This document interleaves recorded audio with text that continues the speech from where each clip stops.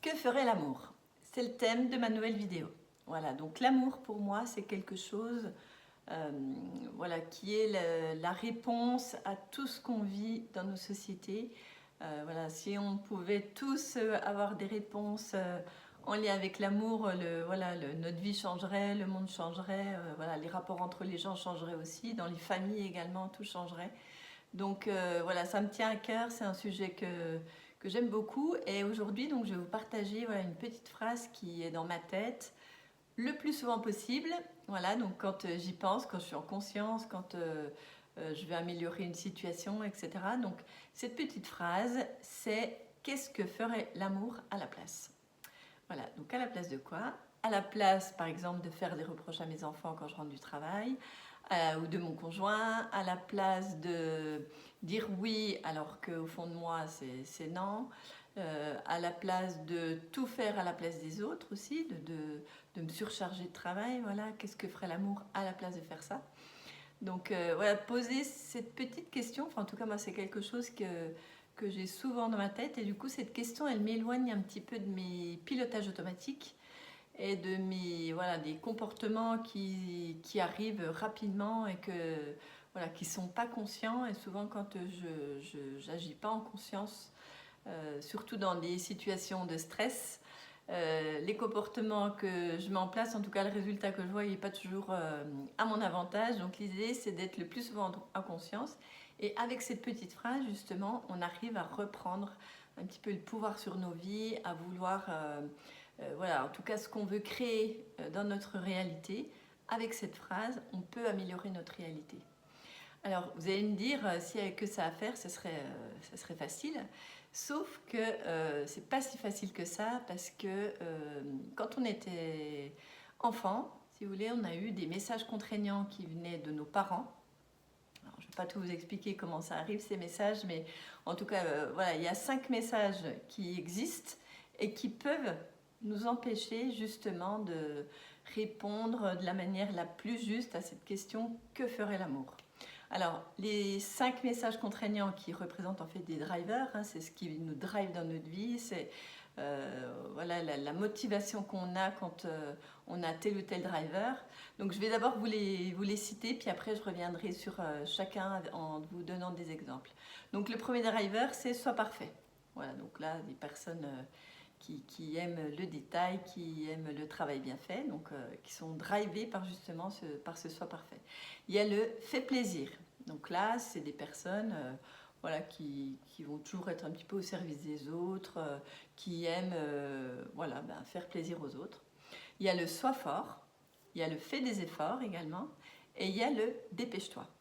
Donc ces 5 petits messages, on en a un à l'intérieur de nous qui est plus fort que les autres. Donc peut-être que vous allez déjà identifier voilà, le message que vos parents vous ont donné de façon inconsciente et qui vous drive. Donc vous allez pouvoir aussi identifier voilà, tous les comportements que ça amène quand on a tel ou tel driver. Et du coup, avec cette petite question, qu'est-ce que ferait l'amour à la place? Des fois, c'est pas si simple de pouvoir répondre correctement à cette question en étant en conscience, en changeant des habitudes. Parce que l'idée de cette petite question, c'est aussi de pouvoir changer nos comportements, changer nos habitudes pour pouvoir voir un peu plus d'harmonie dans nos vies, donc que ce soit avec nous-mêmes ou avec le monde qui nous entoure. Donc si je reprends driver par driver, donc j'ai commencé par le soi parfait.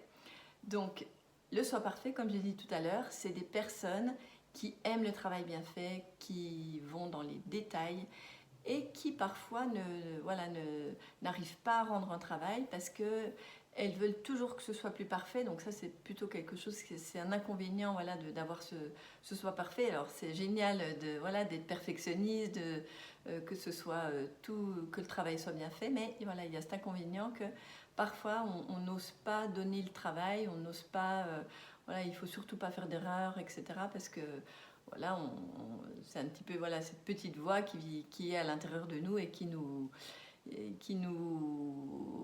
voilà, qui nous malmène parce qu'elle veut à tout prix que tout soit parfait. Donc là, l'idée avec cette petite question, qu'est-ce que ferait l'amour à la place? Eh bien, je vous laisse réfléchir, mais je vous donne aussi la réponse que vous pouvez aussi avoir. c'est de s'autoriser à faire des erreurs.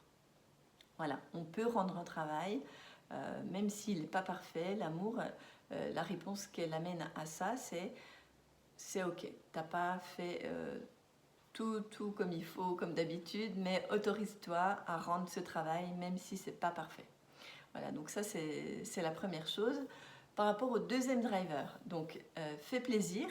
Donc le fait plaisir, c'est des gens voilà, qui vont dire oui alors qu'au fond d'eux, ça fait non. Voilà, des gens qui vont pas répondre à leurs besoins, qui vont être aussi dans l'éviter du conflit, c'est-à-dire que eux, ils sont en quelque sorte drogués à la paix. Voilà, donc surtout pas de guerre, surtout pas de conflit entre les gens, entre une maman et son enfant, ou voilà, même les papas avec leurs enfants. Voilà, ceux qui sont drivés par ce driver, donc fait plaisir. Voilà, on peut avoir ce mode de comportement, enfin voilà, ces comportements justement qui sont en éviter du conflit. C'est aussi des personnes qui ont peur de s'affirmer parfois. Donc, pour répondre à cette question, que ferait l'amour à la place?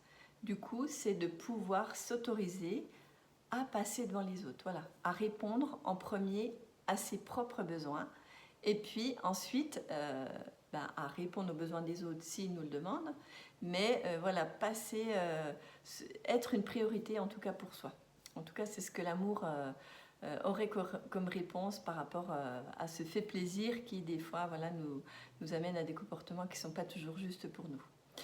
Le troisième driver, donc fait des efforts. Donc ça peut être, c'est des personnes qui s'en rajoutent, qui ont de multiples activités, ils se lancent dans beaucoup de projets, qui ont même du mal à finir des projets.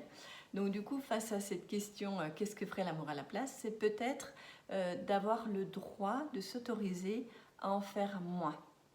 Voilà, donc quand on a notre to-do list du matin, peut-être se dire, voilà, en tout cas si vous êtes confronté à ce driver, pouvoir vous dire, voilà, la priorité c'est ça, c'est peut-être conduire mes enfants à l'activité, et puis après, voilà, le ménage, peut-être qu'on fera qu'une partie aujourd'hui, et puis la seconde partie on la fera un peu plus tard.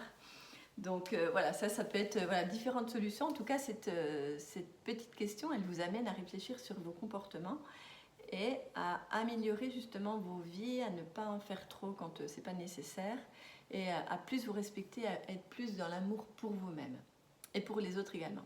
Le quatrième driver, donc sois fort. Donc ça, c'est des personnes qui n'aiment pas montrer leur faiblesse, qui n'aiment pas voir non plus la faiblesse des autres, qui ne demandent pas d'aide et qui sont souvent en suradaptation. Voilà, donc à la réponse, qu'est-ce que ferait l'amour à la place? L'idée, c'est que tu as le droit d'être vulnérable et de demander de l'aide. Voilà, l'amour, elle répond ça, voilà, aux personnes qui ont ce driver, sois fort. Peut-être que vous vous retrouvez dans ce quatrième driver. Et il y en a un dernier, donc le dépêche-toi. Donc c'est des personnes qui peuvent être efficaces, qui font beaucoup de choses en peu de temps, qui sont toujours sur la montre, qui vivent à 100 à l'heure.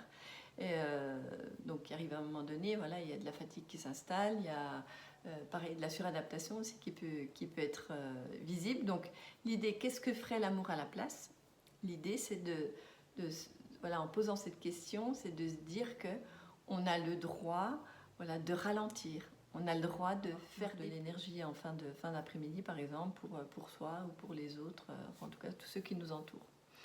Voilà, donc ces 5 drivers qui peuvent être un obstacle à la réponse à qu'est-ce que ferait l'amour. Voilà, qu'est-ce qui serait possible de faire si on se prenait un peu plus en compte, si on était plus en amour pour nous-mêmes, si on se respectait plus et si on était un peu plus aussi dans l'amour de l'autre. Donc moi, voilà, je vous invite à être un peu plus en conscience, en tout cas dans les situations où il y a du stress, où vous agissez en pilotage automatique, voilà, pour identifier toutes ces situations qui après amènent peut-être de la mésentente ou des conflits peut-être avec vos ados ou votre conjoint.